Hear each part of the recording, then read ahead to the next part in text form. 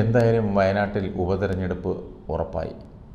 റായ്ബറേലിയിൽ രാഹുൽ ഗാന്ധി വിജയിക്കുമെന്ന് ഉറപ്പാണ്. കാരണം ദശാബ്ദങ്ങളായി ഗാന്ധി കുടുംബത്തിൻ്റെ കയ്യിലാണ് ആ സീറ്റ്. അതുകൊണ്ട് തന്നെ ഇളമുറ തമ്പുരാൻ അവിടെ വിജയിക്കും.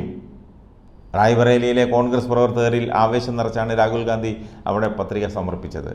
ചാർട്ടേഡ് വിമാനത്തിലാണ് രാഹുൽ ഗാന്ധി റായ്ബറേലിയിൽ എത്തിയത് തന്നെ.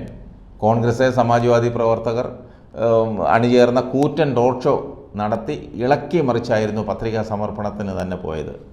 സോണിയാഗാന്ധി, സഹോദരി പ്രിയങ്ക ഗാന്ധി, റോബർട്ട് വാദ്ര തുടങ്ങിയവരും ഒപ്പമുണ്ടായിരുന്നു. മല്ലികാർജ്ജുൻ ഖാർഗെ, KC വേണുഗോപാൽ, തെലങ്കാന മുഖ്യമന്ത്രി രേവന്ത് റെഡ്ഡി, അശോക് ഗെഹ്ലോട്ട് തുടങ്ങിയ മുതിർന്ന നേതാക്കളും എത്തിയിരുന്നു. ഭാരത് ജോഡോ യാത്രയ്ക്ക് ധരിച്ചതുപോലുള്ള വെള്ള ടീഷർട്ടും കറുത്ത പാൻസുമായിരുന്നു രാഹുലിൻ്റെ വേഷം.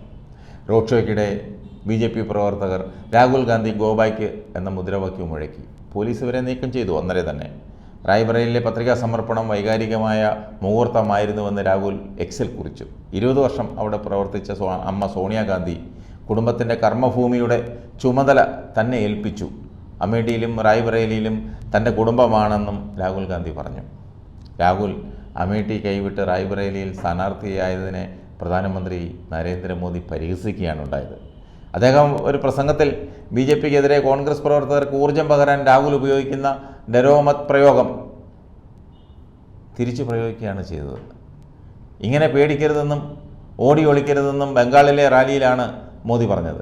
വയനാട്ടിലെ അമേഠിയിലും തോൽവി ഭയന്നാണ് രാജകുമാരൻ ഒളിച്ചോടിയതെന്നും മോദി പരിഹസിച്ചു.